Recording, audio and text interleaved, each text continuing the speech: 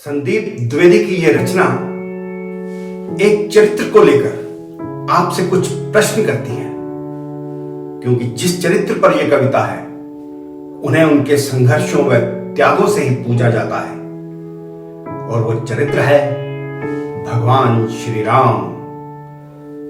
हम सबके जीवन में भी कई संघर्षपूर्ण परिस्थितियां यदा कदा उत्पन्न होती रहती हैं, और उन परिस्थितियों में हमारा आचार व्यवहार कैसा रहता है, ये कविता उन्हीं प्रश्नों को अपने में समेटती है।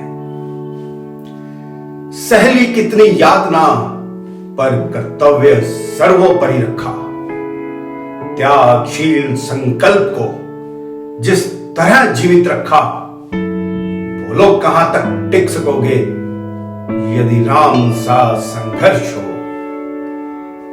कल मुकुट जिस पर साजना था, अब उसे सब कुछ त्यागना था।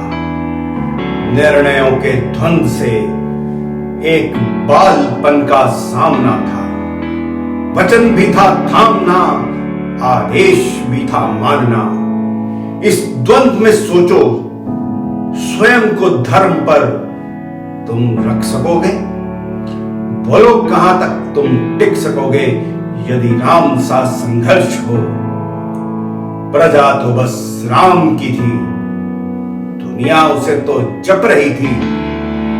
वचन ही था देता, धर्म ही था छोड़ देता, पर पीढ़ियां क्या सीख लेंगी, राम की चिंता यही थी। वो छिन रहा एक क्षण में सब कुछ, सोचो एक क्षण क्या करोगे, बोलो कहां तक टिक सकोगे यदि राम सा संघर्ष हो। केवट ना जाने क्या किया था, सौभाग्य जो उसको मिला था। राम से ही तारने को राम से ही लड़ गया। कुल वंश उसके तर रहे थे, सब राम अर्पण कर रहे थे। जब सब कुछ हो बिखरा हुआ, तुम सरल कब तक रह सकोगे, बोलो कहां तक तुम टिक सकोगे यदि राम सा संघर्ष हो। है याद वो घटना तुम्हें जब राम थे वनवास में, सिया थी हर ली गई, था कौन उनके साथ में। कुटी जब सुनी पड़ी थी, दो भाई और विपदा बड़ी थी। बोलो ऐसे मोड़ पर तुम धैर्य कब तक रख सकोगे, बोलो कहां तक टिक सकोगे यदि राम सा संघर्ष हो।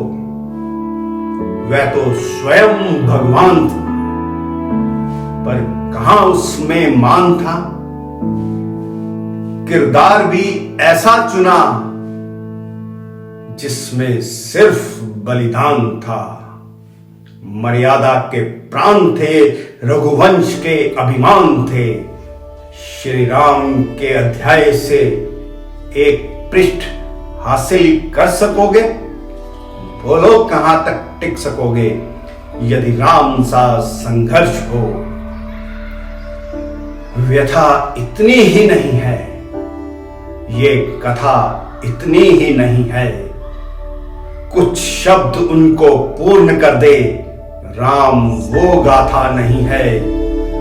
जब तपे संघर्ष में तब हुए उत्कर्ष में, क्या तुम भी ऐसी प्रेरणा पीढ़ियों के बन सकोगे, बोलो कहां तक तुम टिक सकोगे यदि राम सा संघर्ष हो।